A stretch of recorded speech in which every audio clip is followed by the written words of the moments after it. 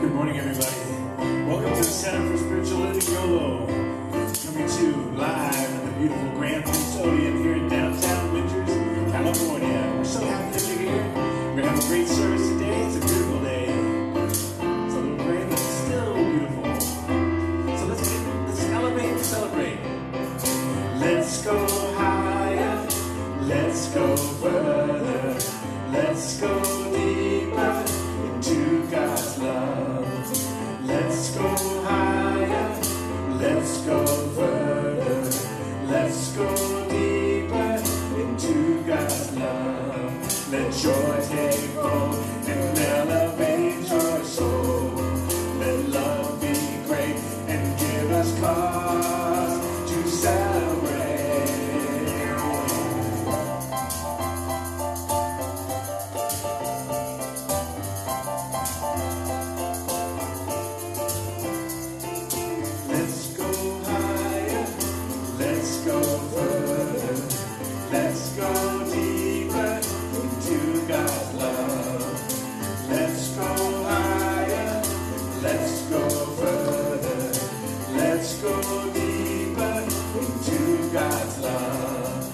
Joy take hold and elevate your soul.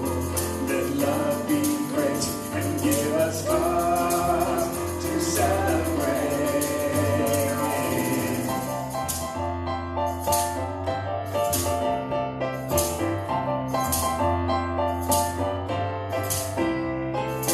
Let's go higher, let's go further, let's go deeper.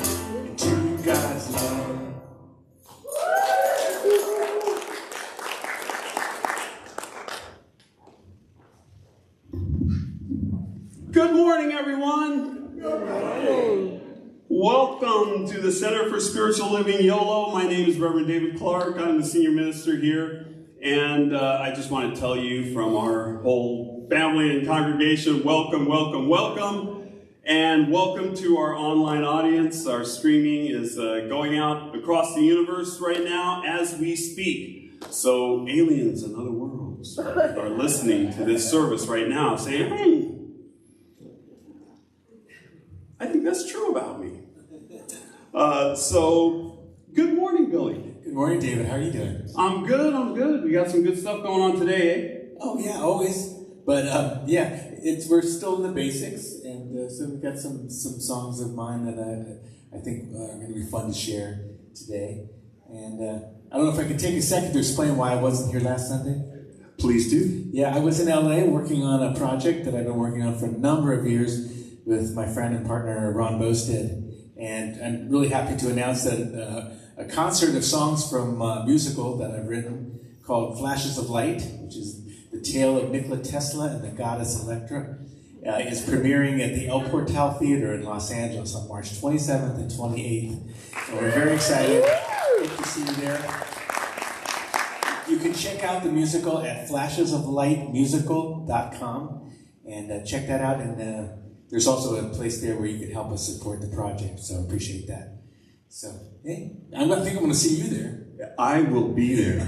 I will be there, and I cannot wait. I've heard the music, but I haven't heard the whole thing all put together, so it's amazing.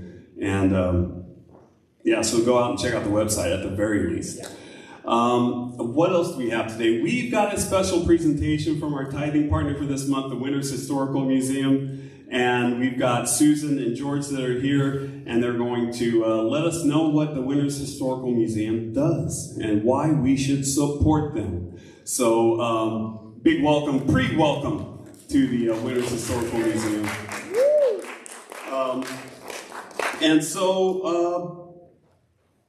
Where am I?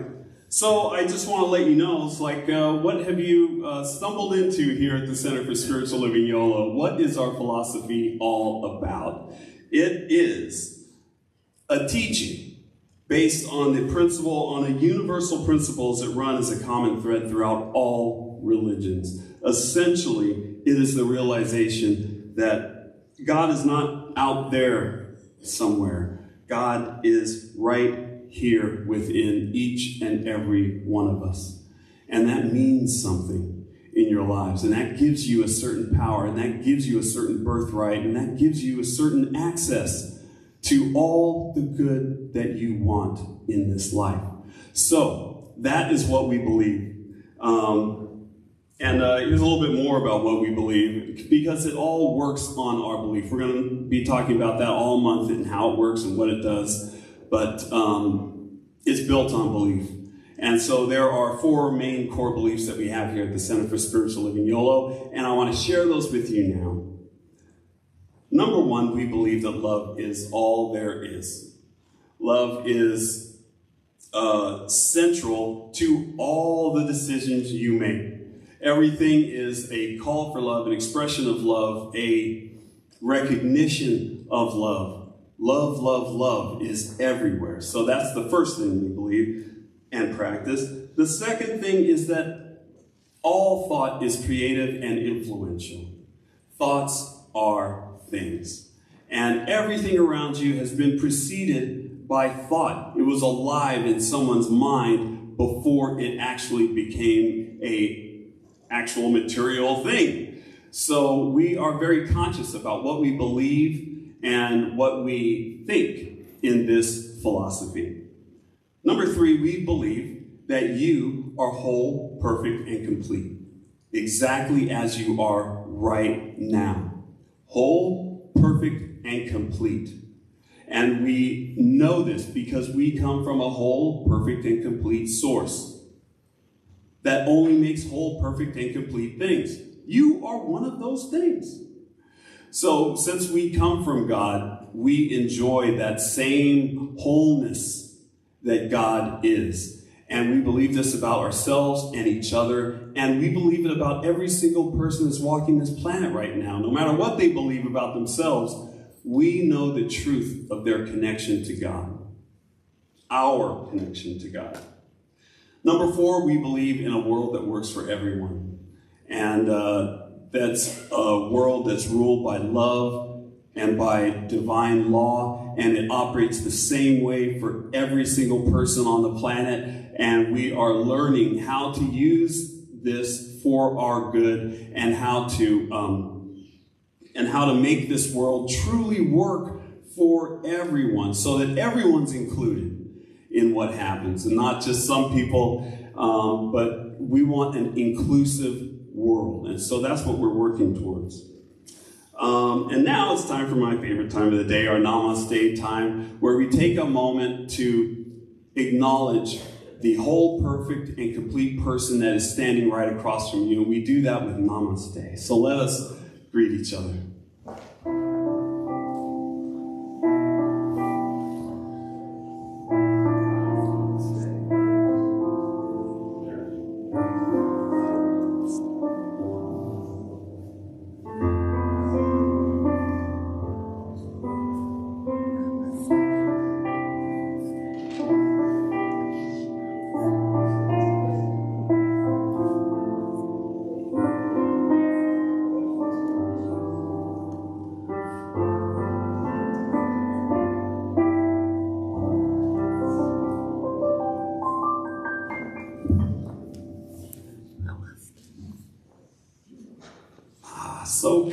So peaceful to just open your hearts for a moment and just see the beauty that is in front of you and acknowledge that. It's so wonderful. So I would like to welcome our practitioner of the day, Dr. Deborah Taylor. She was like, oh, what'd you say? Dr. Deborah Taylor, she's going to share with us our vision and mission and today's affirmation. So, good morning, Deborah. Good morning, David. Yes. You've been promoted.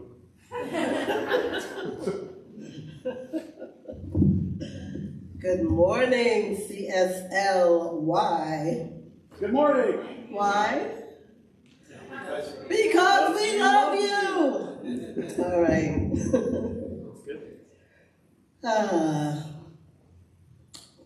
So let me just... It's my pleasure to share our vision and mission statements and our affirmation for this week. What I'll do is I'm going to invite you to just allow your breath to deepen itself in its own perfect rhyme and rhythm, and just allow the words to permeate your very being. And then I'm going to invite you to speak the words in your own voice. So our vision here at CSL Yolo, our vision is to create an environment for all to realize the power of spiritual connection. So let's say that together. Our vision is to create an environment for all to realize the power of spiritual connection. We just had an experience of that connection during our Namaste time. But we actually can experience that all the time, anytime. We simply take a breath and just know that we are all connected. Our vision here at CSL Yolo. Sorry? Oh, I just did the vision, didn't I? In support of our vision, we have a mission here at CSLY, and that is to provide a sanctuary for all to be lifted and inspired to embody spiritual principles and live their inherent greatness. So let's say that together. Our mission is to provide a sanctuary for all to be lifted and inspired to embody spiritual principles and live their inherent greatness. So let's just focus on that word, inherent greatness. 2 words. So your greatness is already yours. It's nothing you have to earn, do, or buy in order to have it. You're born with it. And so we simply open up to the awareness more and more and more of that is already within. Because it's perfect. So our affirmation for today. The universe is always conspiring for my highest and best. I'm going to invite you to really take that with you this week and just no matter what happens, if something happens that, we judge as, oh no, I want you to, in the next moment, to remember the universe is always conspiring for my highest and best. So let's say that together again. The universe is always conspiring for my highest and my best. So it is. So David, invite me back up.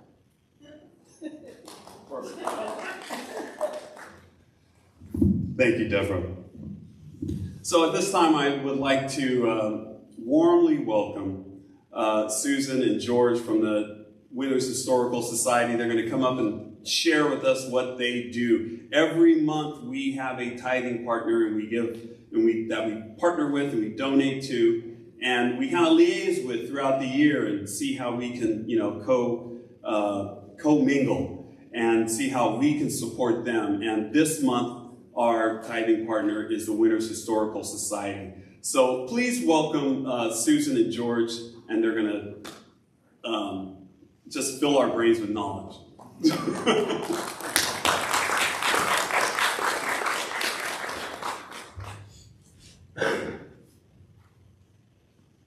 Thank you. Can you all hear me okay? Yes. Shorter than Dave. So first of all, I want to just thank you all so much for inviting us here. It's a most wonderful thing that you donate a portion of your tithing every month, and it seems to me it just is a real tangible community connection, and by having us here to speak to you, we commit to those community ties. So that's a great thing, and we really appreciate it, and thank you for inviting us here. So earlier this week, after being asked to speak, I thought, okay, I was sitting down to decide what I would talk about, and then I looked at my email, and the museum had sent over a rough draft copy of our next newsletter, and I looked at it, and one of the articles was a short history of our museum. So I'm going to gratefully use much that was put in that article, and can't believe how timely it was. So thank you, though, to the board members who did write these articles so that I would have an easier time coming to speak to you today. So how did we start? So it turns out that 20 years ago, the Winters City Council formed a Winters History Committee. And that committee developed a project called Museum Without Walls, which I just love the title of that. So that consisted of them collecting from people and themselves photographs, old photographs, and then reproducing them, framing them, and then distributing them to businesses throughout Winters to be displayed for the public to see. And so that went on for quite a number of years, and that committee over time expanded, and then by 2018 we had walls, and we were able to get space at 13 Russell Street, which is where we are now, which, if you've been in town, used to be the old library, and originally that building was constructed as headquarters for the engineers for Monticello Dam. So we had space in there, and in November of 2018, the museum opened its first exhibit. But at that time, the Historical Society of Winters also created a mission statement. Since you just read yours, I will just read one sentence that I really liked out of ours. So the Historical Society of Winters' primary goals and mission are to provide historical context and a profound sense of place for all residents and visitors.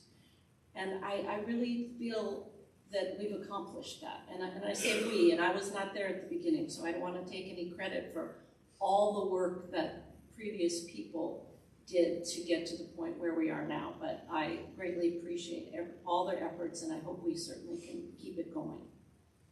So at the moment, we are still expanding, and we're a young museum because the Historical Society just created the museum itself as a physical place in 2018, and then we were shut down for many months due to COVID, so we really are very young.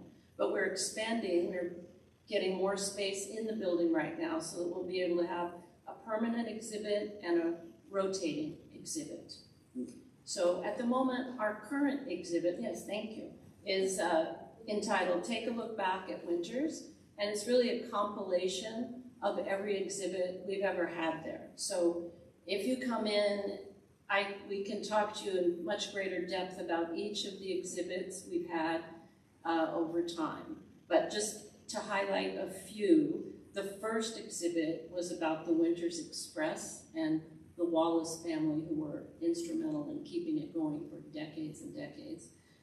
The Winters Express is the local weekly newspaper that has been continuously published since 1884 and still comes out every Wednesday.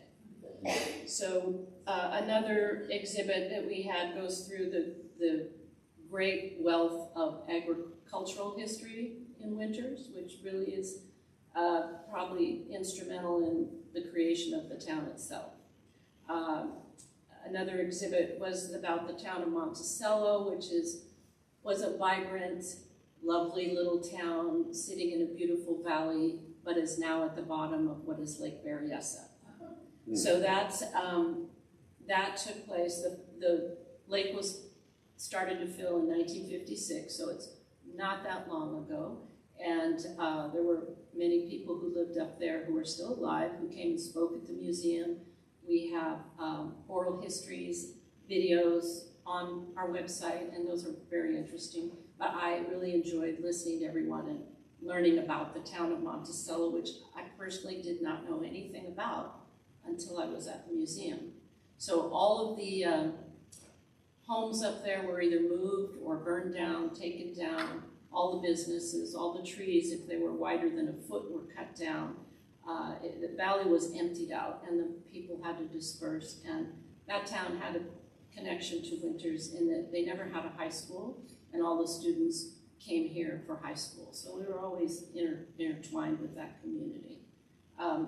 Then another very important exhibit that we had, and that we are having return, was the Lost Japanese Community of Winters.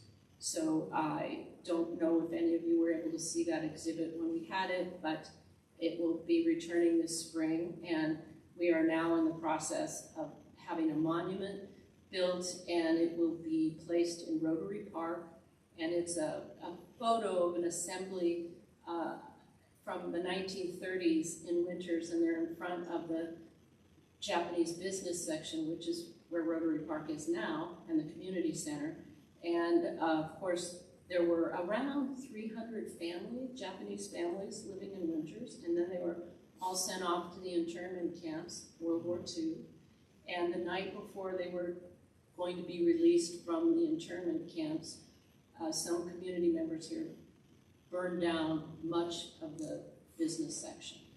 And so very, very few families returned here. So we did truly lose that community to a major extent, but the remaining families and descendants were instrumental in, especially let me mention Floyd Shimamura, who were instrumental in putting this exhibit together with us, and we're really pleased that it's coming back and that we will be able to honor this community in the park with it's an etched, an engraving of that actual photo from the 1930s showing a major portion of the community standing in front of that business section. So you'll be able to stand in Rotary Park, the same position that the photographer took the photo, and look out and see the railroad bridge, which is placed in the photo, and it will be right in front of you at the same time. So that celebration is going to take place May 4th when we do an unveiling, official unveiling of the monument, but we will also have the exhibit back in the museum prior to that. So we're at 13 Russell Street. I'll just wrap up and let George speak, but we're at 13 Russell Street, which is the corner of First and Russell, and we're open Thursday through Sunday from 1 to 5, and we almost always have freshly baked cookies in there. It's free to come, and as I said, the exhibits change, and we really welcome you to come in and hope that you will. And so I will say that I only came to Winters in 2016. I just started being a docent 2 years ago, and I just went onto the board last year. So now I'm going to introduce George Griffin, whose family has been here since the 1850s. So he just, as I told someone earlier, lives and breathes Winters history. So, George. I'm going to apologize in advance. I'm a retired educator, so I'm going to try and keep this brief and not bore you. And I love history.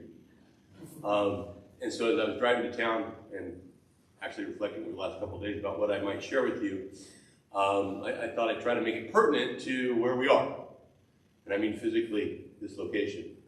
So my family moved to Yolo County in 1857. We moved to Buckeye, which was the town that preceded Winters, in 1867. And as you may or may not know, my great-great-great uncle did not want a railroad running through Buckeye. And my great-great-grandfather wasn't really into it either, but Benjamin Ely, who was kind of the lead citizen of the township of Buckeye, they were communicating with him because it would run right through his ranch, and actually part of ours. So he wasn't into it, so Theodore Winters said, who was frankly a land speculator, and owned a great deal of property in this area, sold or donated. The history is not completely clear. And it was 40 or 60 acres to build the town of Winters, and they chose the crossing location that is just, right downtown. Originally, the crossing location was going to be closer to the old Benicia Woodland Road, which would have actually been out closer to where the Yolo County Housing Authority is, just on the other side of 505. So they moved west. Here it is. The town of Buckeye got picked up and moved to Winters. First Baptist Church is one of those buildings. The core of that church was disassembled and moved to Winters and set up here. There are a few other buildings that were dragged to town. This building was originally the Winters Christian Church, and it was my family's church. So I want to say this building was built, about a little over 100 years ago. And my great-grandfather and my grandfather, anyway, they were quite involved on the session, all that good stuff. And as a boy, when my parents married, for the first 10 years of my life, I attended my mother's family's church in Woodland. The rest of my life, I attended what was then Pioneer Presbyterian Church. So, but as a boy, I started coming to church here with my grandmother back in the 60s. And the choir used to be over there, and the pulpit used to be there. And underneath here, there was a baptismal tub. And a whole section of the dais would slide out of the way, and you could be dunked. In Presbyterian lore or whatever traditions, you had a choice. You could either do baptism by submersion or just simply the whatever. But a number of people that were more traditional would put on their baptismal robe and whoosh, down they went. So I remember seeing that. I remember the people that sang in the choir, the minister who was minister here for probably until his retirement. And I believe he did that stained glass. His name was Reverend John Reimers. He lived up at the north end of Hemingway Street. And he did the stained glasses in the current church as well. Anyway, so does that matter? I don't know. It's a building. It's a building. I love this building. I was sad when the church chose to sell it and move, because this building held a lot of memories for me, and I think it's one of the nicest, most stately buildings in Winters. Very little of this style of architecture was ever even built in Winters, much less survived. So I applaud your use of it, especially for its original and intended purposes, and that is to feed our spiritual beings. And I'm so happy to be here. Obviously, it's changed over the years, but it's still a great place, and the original architecture has been well preserved, and I'm just very, very happy to be here and share with you a little about that. I promised Susan I wouldn't talk forever, so that's just my personal connection, a little bit about how this building came to be.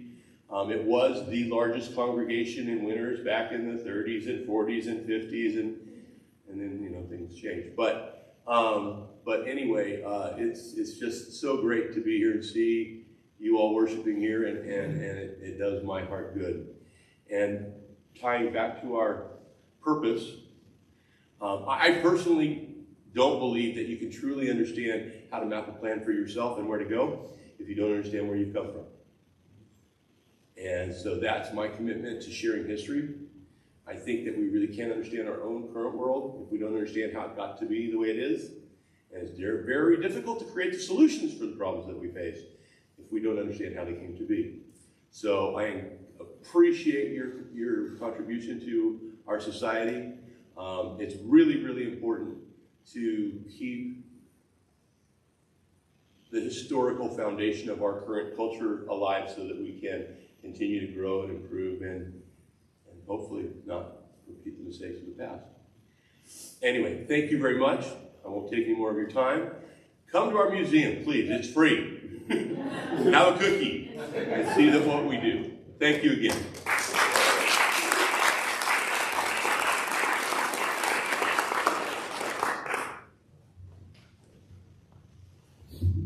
Well, that was wonderful. Thank you.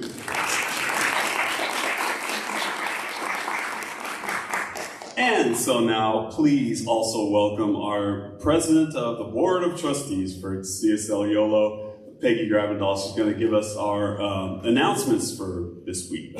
Good morning, Peggy. Good morning.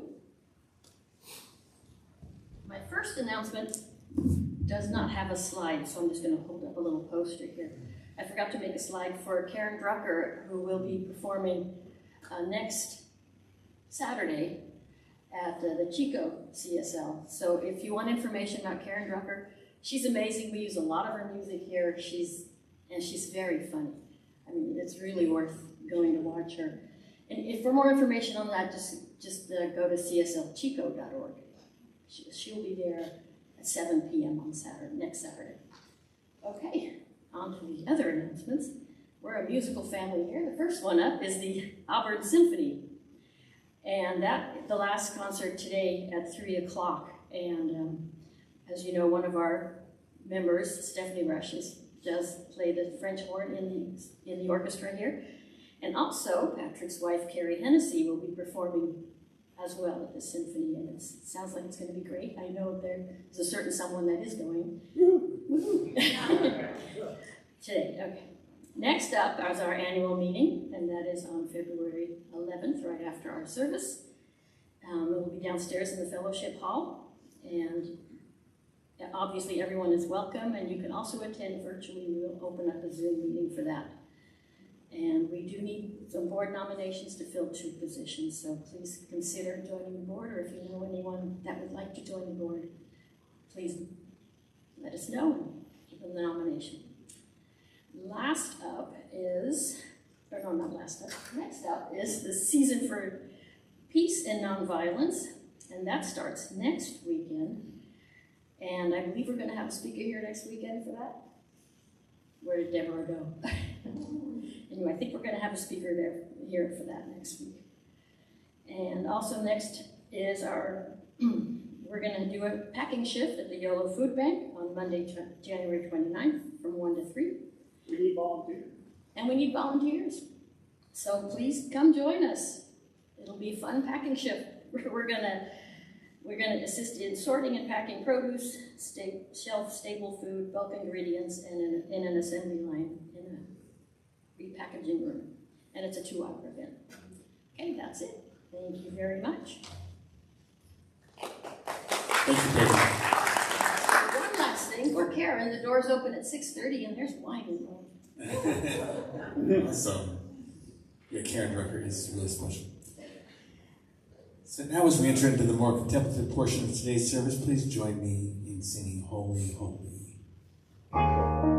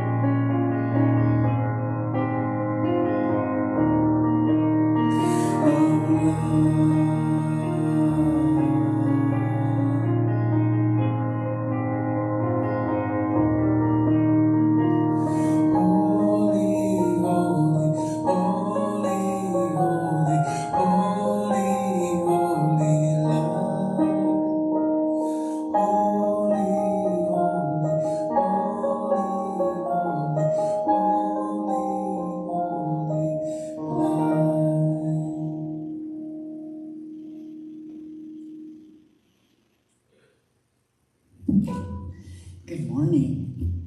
Morning. We have sacred reading this morning. It's by Ernest Holmes from Love and Law. There is nothing but mind and that which it manifests in the universe. Each of us is a center in his mind, eternally thinking into it. Because of its absolute receptivity, its unconditional power of creation, and of the impulse which makes it create everything that it holds, the moment you think, something begins to form around that thought. Thank you.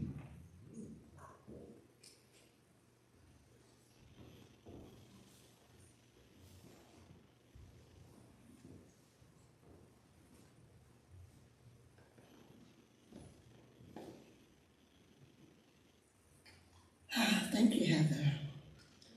Did you know that you are the center of the universe? Wow.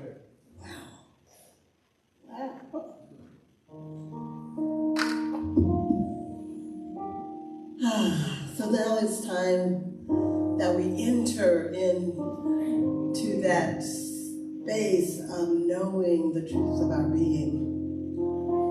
We call it affirmative prayer. And we call it affirmative prayer because the universe always says yes, without any judgment about what it is you're thinking, what it is you're wanting, what it is you're doing. It just says yes. And so as we kind of begin to learn how to train our minds into a state of being of what we want to experience, affirmative prayer is a very, very powerful way in which we do that. Reverend Michael Beckwith always says that prayer is a technology. It is a tool, and it is a state of being. So I always like us to enter into a feeling tone because the feeling is actually what attracts to us the strongest. And so as we enter into this state of knowing, I invite you to simply allow your breath to deepen itself in its own perfect rhyme and rhythm. And as you release the breath, just release everything that has come before this moment now.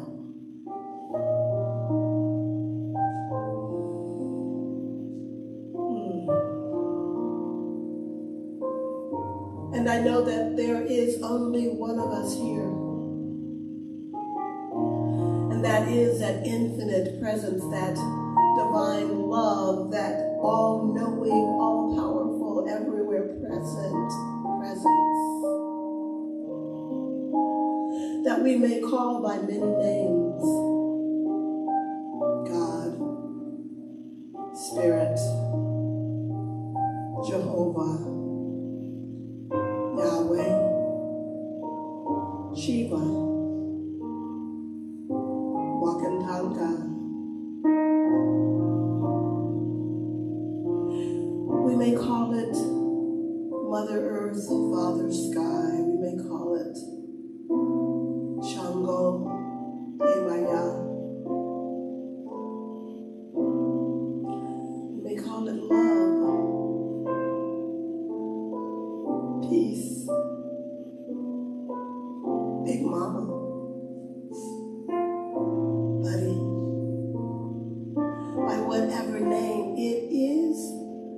infinite presence. It is all there is. And so as I know that I am a divine emanation and expression of that one, I know that it is the truth of each one here. It is the truth of everyone, everywhere. In fact, it is the truth of all of creation, all that has been and all that yet to be. It is that infinite field of potentiality and possibility.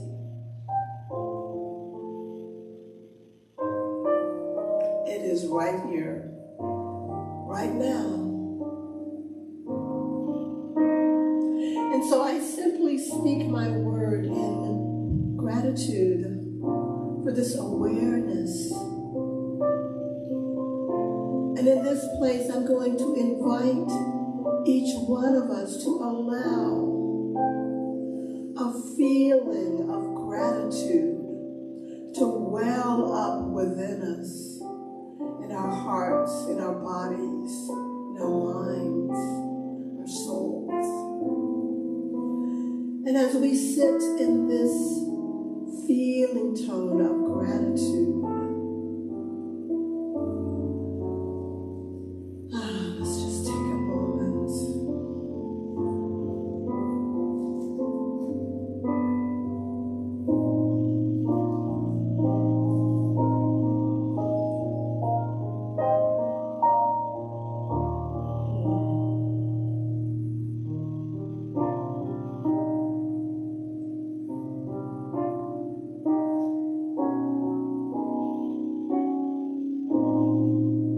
It is in this attitude of gratitude that we receive all our heart's desires.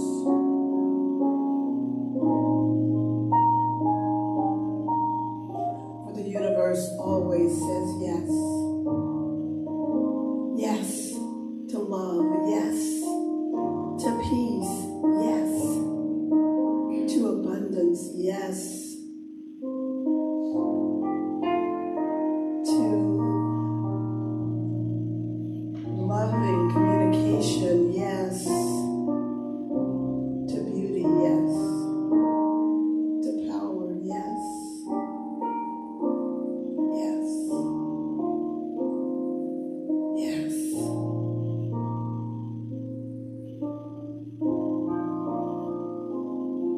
And so as I stand in the feeling tone of all is well,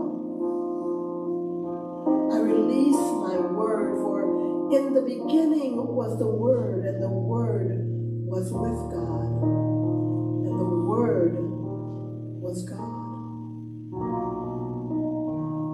And my word is yes, yes to life, yes to love. And so as I release my word into the alchemy of love and law, I let go with no attachment to outcome, for I know that the outcome is good. It is all God. And so I invite us to anchor the word with the word of agreement from our Native American tradition, Aho, and the word of agreement from our African tradition, Ashe, and the word of agreement from the Abrahamic, Judeo-Christian, Islamic traditions, Amen, and the word of agreement in our Science of Mind tradition, and so it is. Even now.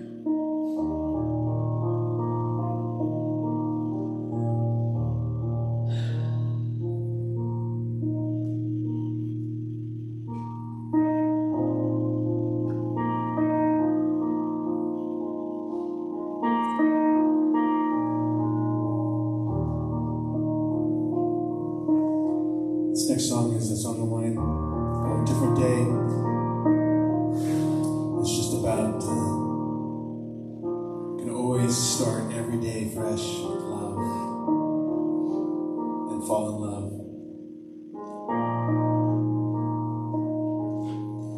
We can learn to rise above all the things that bring us down. We can learn to live in love. What was lost can now be found. We can take each other's hand, and suddenly we understand that it's a different day with God in our hearts. Different day, see how true love starts. Different way of calling, a different way of falling in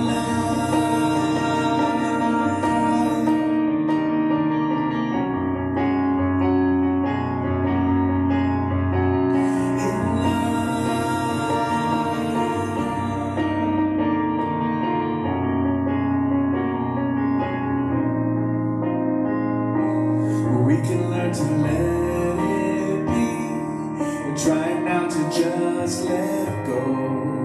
Open up our eyes and see that everything is in the flow, and all we dream is coming true, 'cause true is all we ever knew. And it's a different day with God in our hearts.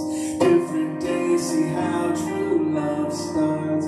Different way of calling, a different way of falling in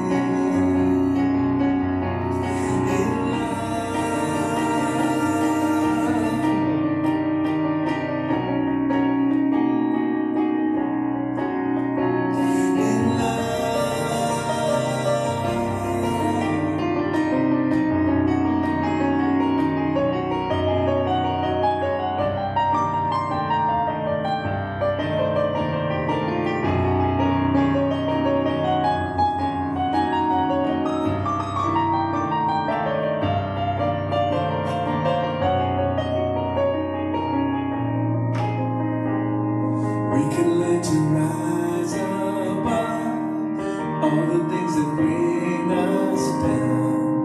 And we can learn to live in love.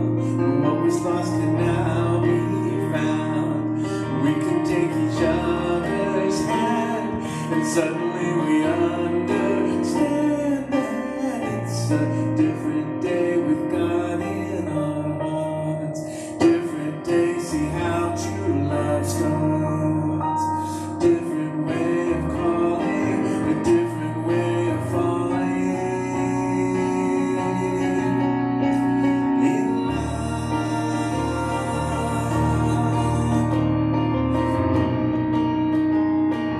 Falling in love with God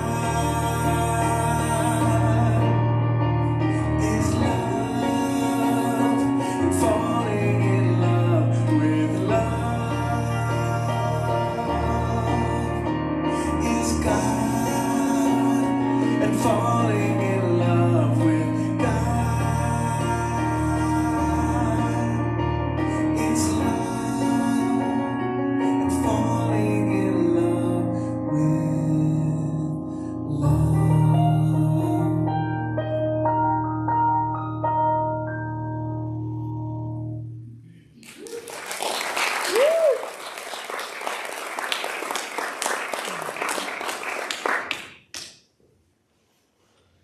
Oh, thank you, Billy. It's a wonderful song.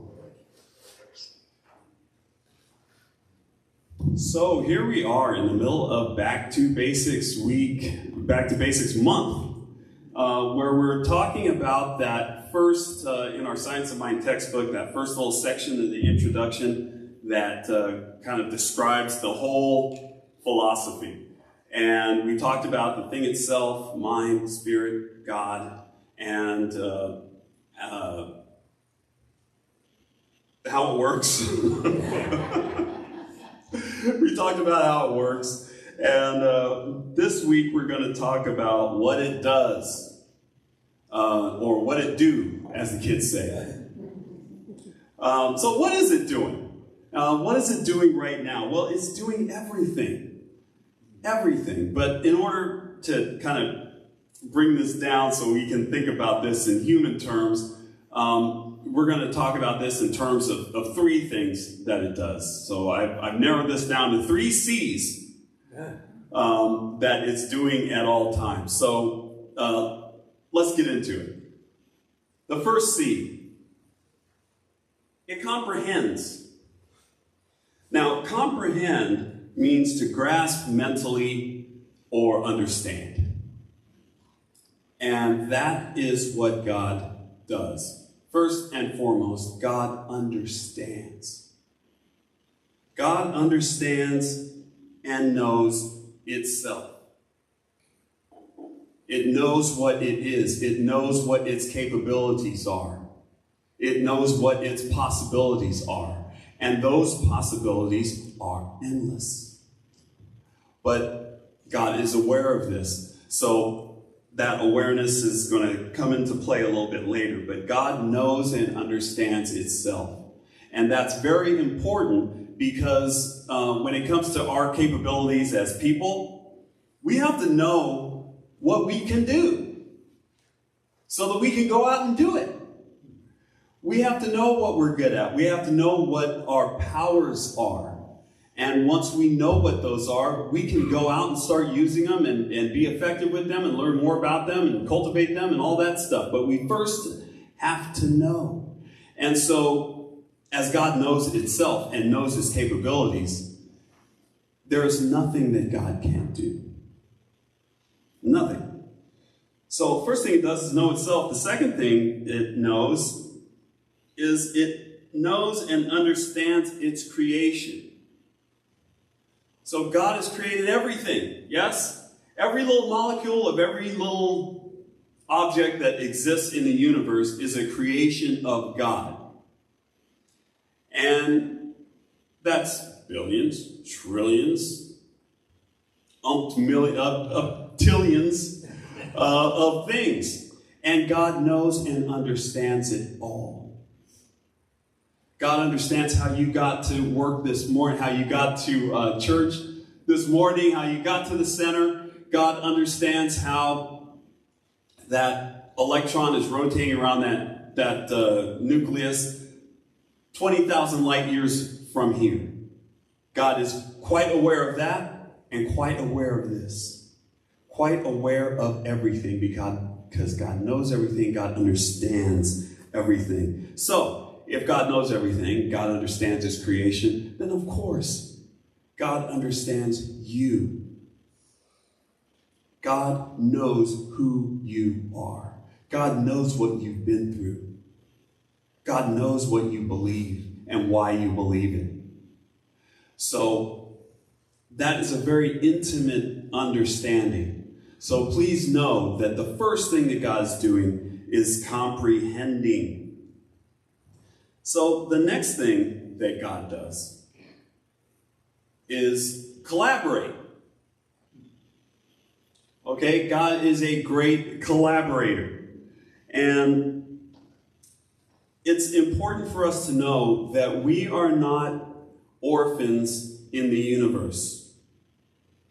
We aren't just created and set out there to just do whatever and okay, you're up to your own devices. Some of you have power, some of you don't. Some of you can do things, some of you can't. No.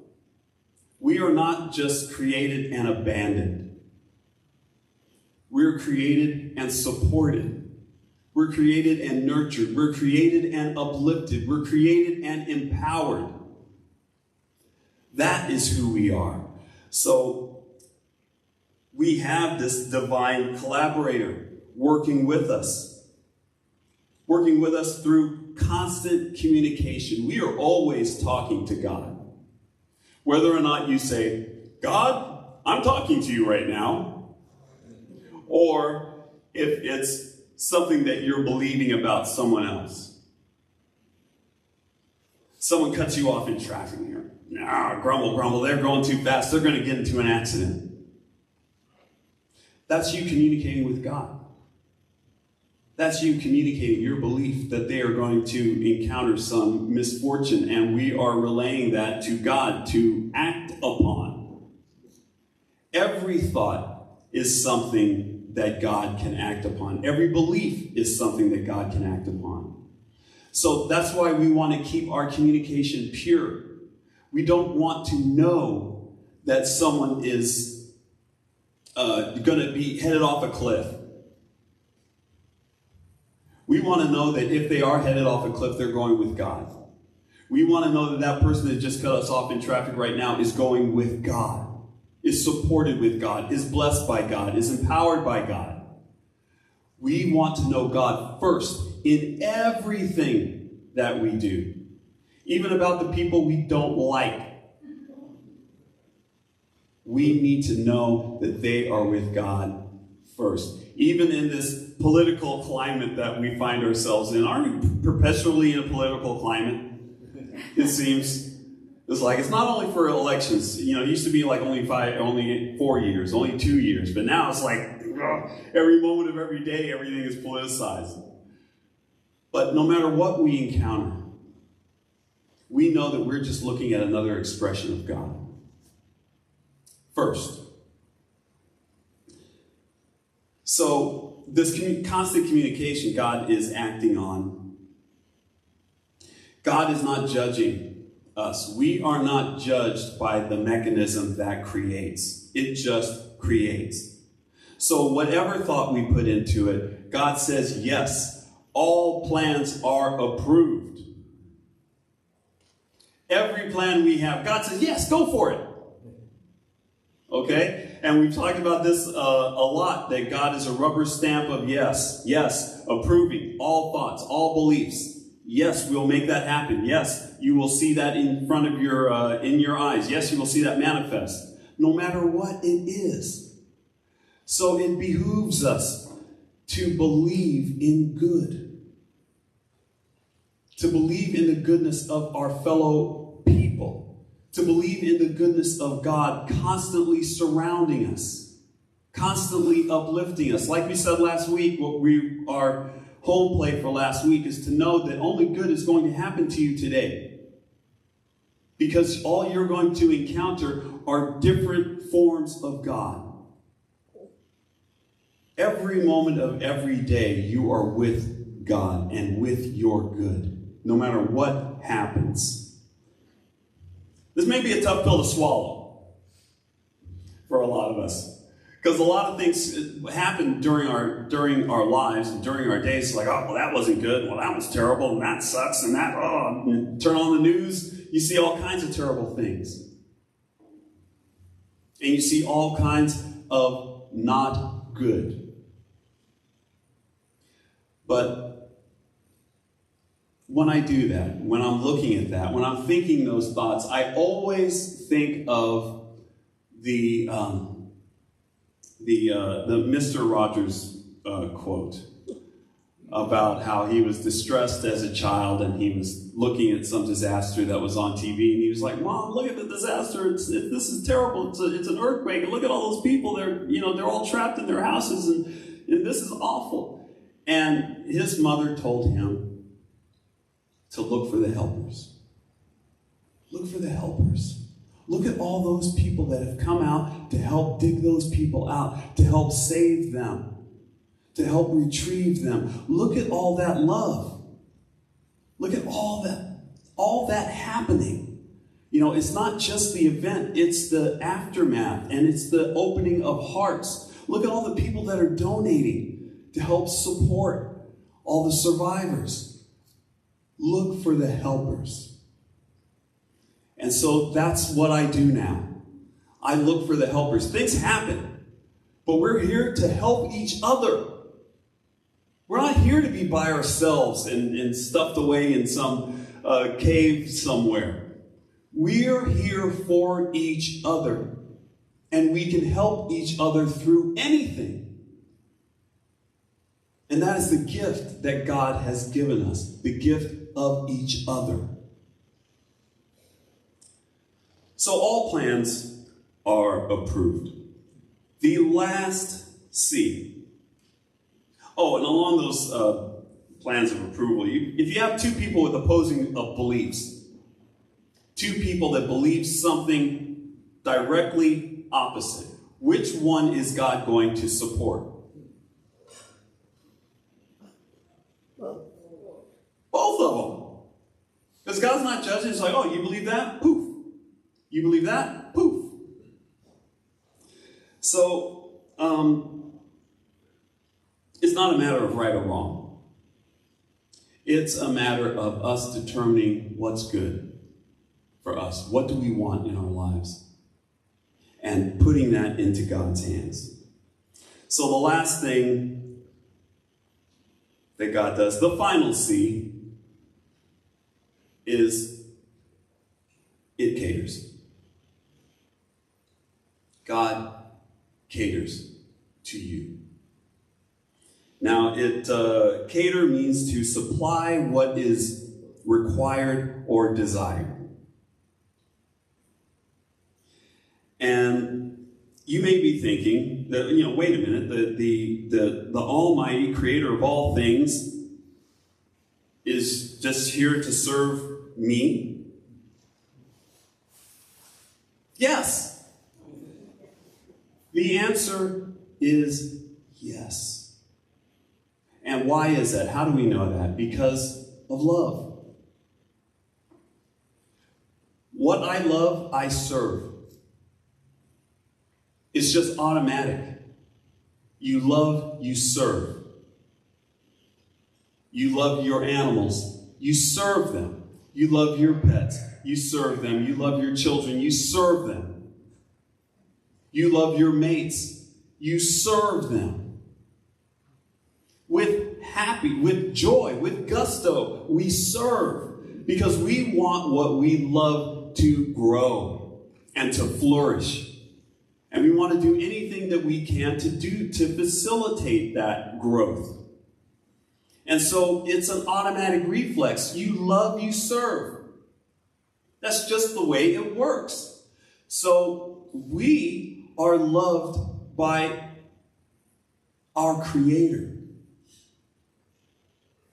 And through that love, we are empowered. And that is where we get our power from, through love. So yes, God serves us. And don't look down on servants. It is a noble thing to serve each other. So we must know that God is here and God is serving us as blessed creations. That is who we are. That is what we are. So of all lovers, God is loving the most. Because God created the most. And God knows the most. So God is loving the most. Another thing, Spirit, God, never tires. I get tired of my kids. I'll admit it. I'll be the one. Sometimes I get tired of my kids. Sometimes I get tired of my pets. I never get tired of my wife.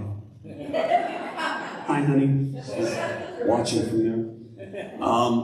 Yes, but all the other stuff, I can get tired of. God never tires. God never tires. Whenever, 2 a.m. in the morning, you wake up, God, we got to have a talk. God's like, what's happening? I'm listening. Tell me. Tell me. God never tires. It's the source, it's the almighty, all-powerful source of all things. It never tires. There is nothing to do but to serve you. I believe that this whole entire universe was created for the sole purpose of you. The universe is a you factory. This is what it takes. The stars, the heavens, the suns, the galaxies, the quarks, the protons, neutrons, electrons, all of that is a purpose of bringing you into this world. You who can choose and create and love and bless and help. And all the powers you possess. We are special. We are special and amazing in what we can do. This entire universe was constructed so that we may emerge. To do what? To love. To love and to choose. And we're doing it. We just need to figure out how we can do that all with each other, how we can all share love equally and grow equally, because we are equally empowered. The last part of God's catering is universal support. We're all beloved creations. So who's going to be supported? Whose beliefs are going to be made manifest? All of our beliefs. And that's what you see in the world today. Everyone's beliefs being manifested. And as we align towards peace, we will enjoy and manifest more peace. But we have to believe that peace is possible. We have to set a mold for peace and let God fill that mold. Because God's going to fill any mold that we create. We want to build a mold where, this is a world of lack. We can believe that. This is a world of lack. It's a world of scarcity. It's a world where we got to fight each other to get everything that we need. And God says, yes, we will make that so. And so that is what the world looks like today, because that's what we believe. But we can also believe that there is enough for everyone, because there is. There's enough room, there's enough space, there's enough food for everyone. There's enough peace for everyone.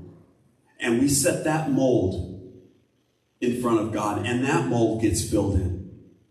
And we get evidence about, there is enough. We can have peace. We can talk to each other. We can work this out. But we must believe that that is what we can do, in spite of everything. So, last thing, I wanted to address hope. Hope is okay. All right, hope is good. Hope is better than despair, right?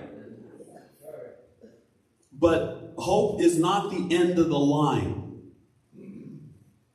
We want to go beyond hope. Hope is an unconscious compromise. If we say an affirmation, we say, I know that God is always with me. I know that God is here with me in this issue and working its way out in whatever issue it is. I know the answer is out there. I know the answer is in one mind. That one mind is connected to my mind.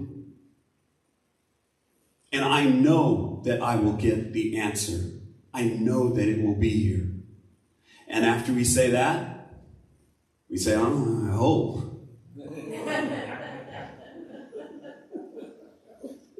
We just canceled out what we knew. We just canceled out what we declared. You make a declaration that God is ever present in my life. And then we hedge with, I hope. I hope God is present. I hope I'm assisted. Maybe. Don't hedge. Declare. Don't hope. No. Hope is a roll of the dice. Hope manifests uncertainty. When you know, you know. But when you hope, you kind of roll the dice and say, okay, well, whatever I get. I hope it's good. We must know, because that is what God is listening to. God is listening to your hope. Oh, you hope? Well, okay. Maybe you get it, maybe you don't. But if you know, then it happens. Knowing is an active part of manifestation. That's our part. Knowing and believing. And then God fills in the rest. So I also call hope a holy hedge. Because society's taught us that we do lack, that there is lack. Society tells us, hey, don't put all your eggs in one basket, right? We don't want to put all our eggs in one basket and then have that basket fall over. But I'm here to tell you, you can put all your eggs in God's basket. You don't have to save any out just in case something happens. Put all your eggs in God's basket. They're safe. They're safe there. Yes? So to recap, what it does are the 3 C's. It comprehends itself in its creation and you. It collaborates with you through love and law to manifest. And it caters to you. And it lovingly serves you by manifesting exactly what you believe in your life right now. So for home play, very quick little home play we got here. We're running a little long. Is that okay with you guys? I kind of got you here captive. But for home play, always refer to God in the affirmative. God is present, not God might be present. I hope God helps. I hope God helps. No, God is helping. God is serving. God is. Always refer to God in the affirmative in your life and in the affirmative in others' lives. Number 2, know where the mystery is and where it is not. God's connection and eternal support and presence is not a mystery.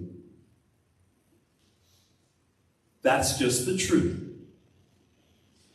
How God manifests, how God makes things from thought to actual thing, that's the mystery. How does it happen? How does God bring our blessings to us? Think of a blessing in your life.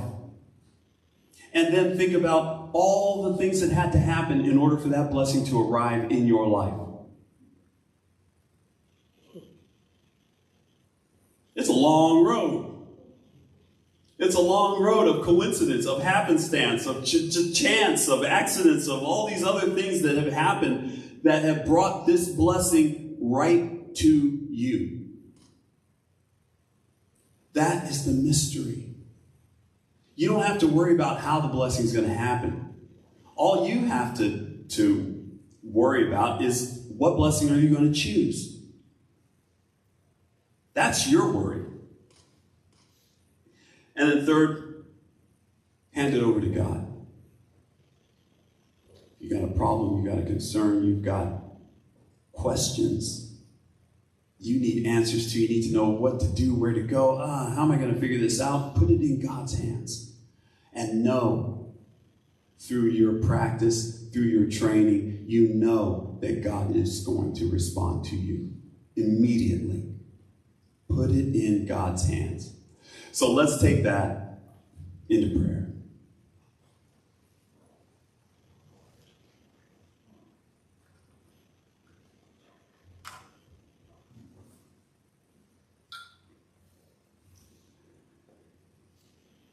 And I do declare, right here and right now, that there is one consciousness, one mind, one life, one love, one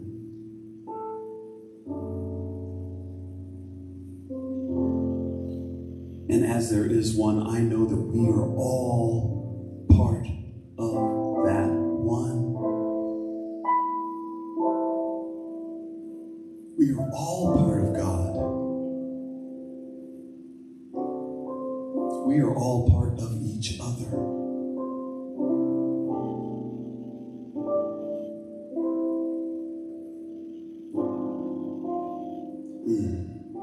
And as I know this,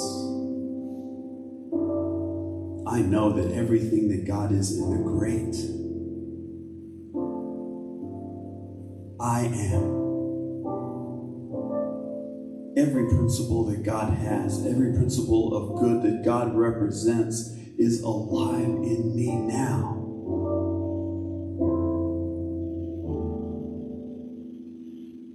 All power, beauty, joy, love, light, wisdom, and joy. It is all within me now. It is my birthright as a citizen of this universe that I have access to all the power I need to bring about my good. And as I know this about myself, I know this about every single person in this sanctuary. Everyone that has their eyes focused on the truth that God is. I know this is not only true for me, not only true for everyone in this service, not only true for everyone listening online, but true for every single being on this planet.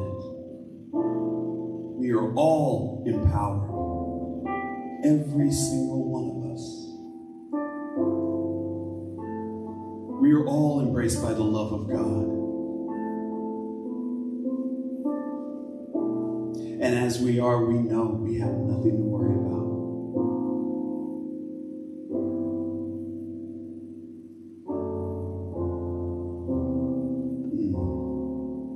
Born privileged, of noble birth, each one of us.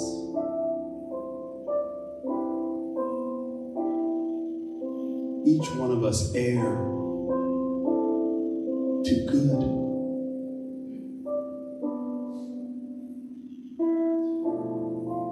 So I'm grateful to know this. I'm grateful to know that as I believe this, it is made manifest right in front of my eyes, and I see it everywhere I go. I see it everywhere I look.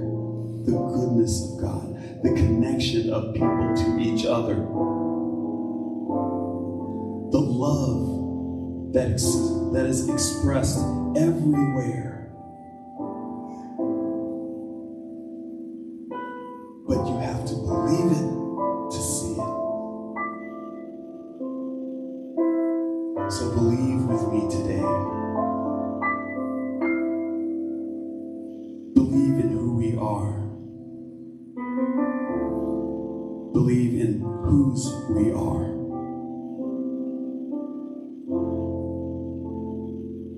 And it's with this gratitude for existence, gratitude for everyone here, gratitude for this life, this one life, that I release these words, knowing that they're acted upon immediately, knowing that they're comprehended by this eternal force that constantly collaborates with me and that caters to my every belief. I'm so thankful. And so let us all release these words and let them go into the mind of the universe so they may be made manifest in front of us, so that we may see more love, more peace, more joy, more light.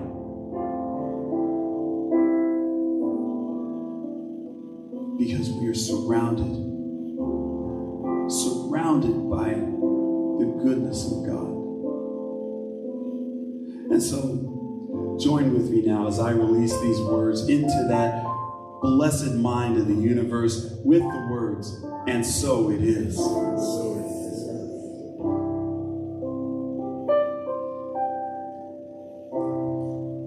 I'm the best person for the job that I've been given, and that job is just being me. You see, everybody else was taken, so if I'm not mistaken, everything that happens is for me, just for me, just for me. All the fortune, all the ruin, yes, I know it's all my doing. And Spirit's love is never ending, and peace and strength are all it's sending, just for me.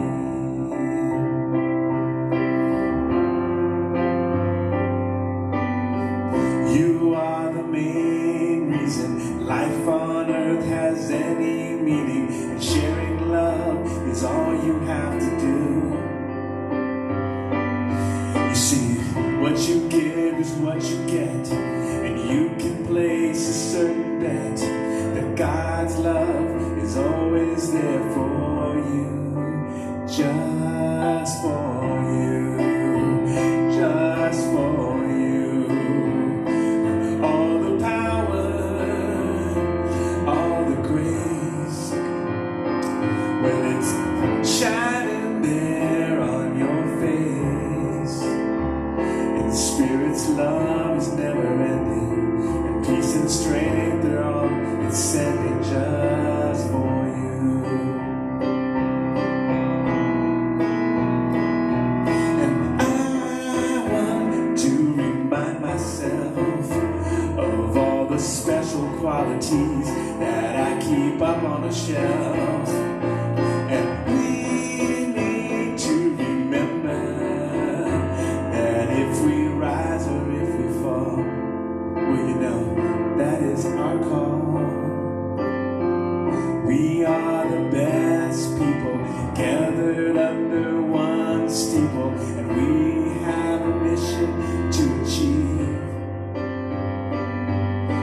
We will put our faith in action, bring together any factions. All is well is what we believe, what we believe, what we believe is in one power and its graces, and now it's shining there on our faces. And Spirit's love is never ending, and peace and strength are all it's sending, just for me, just for you, just for us, for everyone.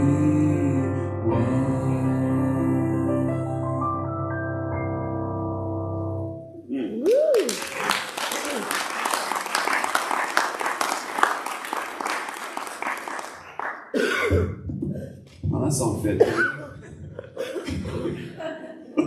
a new one? Oh, man. We are a center that observes the spiritual practice of giving and tithing. We call it conscious, committed, and structured giving, and there's many ways to give and expand your abundance consciousness. We give of our time through volunteering, our service, our talents through participation, and we give of our treasure through financial donations. Your gifts help us to provide in our mission, to provide a sanctuary for all to be lifted and inspired to embody spiritual principles and to live their inherent greatness. Every quarter or every month that we have a tithing partner, and we just heard from our tithing partner of the month today. It is the Winters Historical Museum. One more hand for that wonderful presentation that they did earlier. And so we're here for them, they're here for us, and we're here for each other. So as you give, just know that we're going to be giving a little portion of that to the Winters Historical Society, or Historical Museum. So there are several ways to give. You can give at our website at cslyolo.org. You can give in the collection plate that is headed around around the room now. You can text to give at that number that's on the screen, 530-322-8441. You can give through PayPal, through our email address that's on the screen there, and you can also send a good old check or money order to CSL Yolo, P.O. Box 1361, Davis, California. So, now that we know how to give, and we know why we give, let us enter into that divine consciousness, that sacred consciousness of divine abundance. And I invite you to place your hand over your heart, symbolizing that vibrational energy of circulation. You feel that energy in there? And say with me, please, our abundance affirmation. I give with an attitude of abundance, knowing that as I give, I do receive. Today, I celebrate my prosperity and my ability to share from my overflow of good. I give with the knowledge that all is well.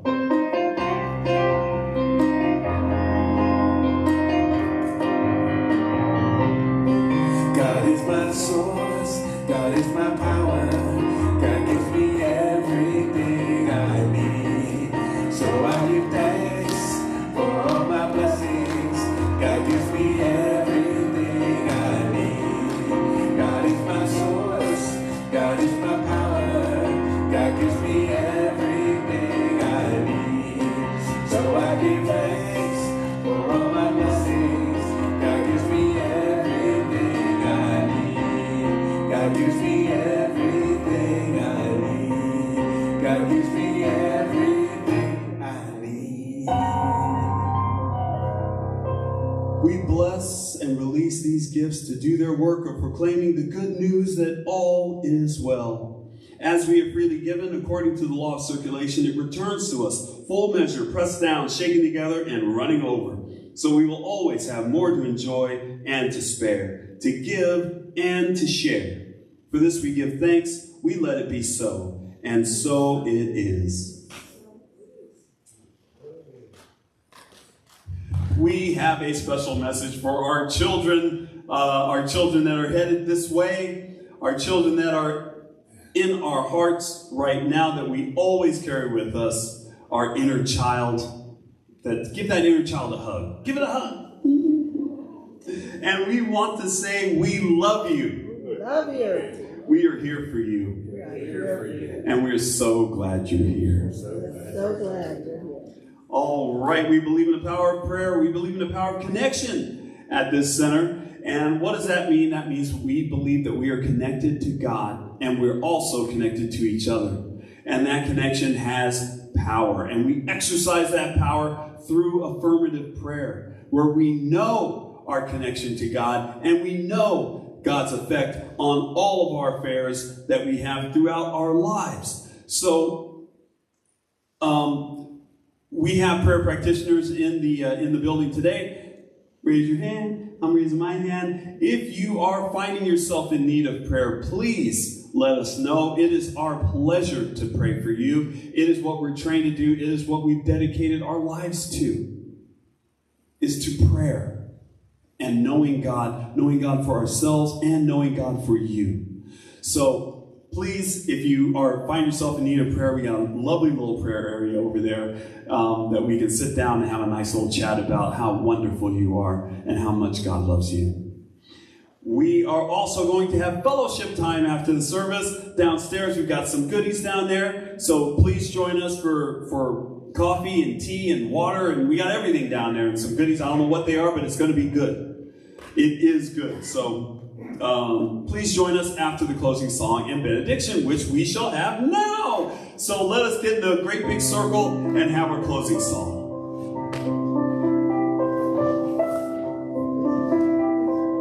Oh, big circle.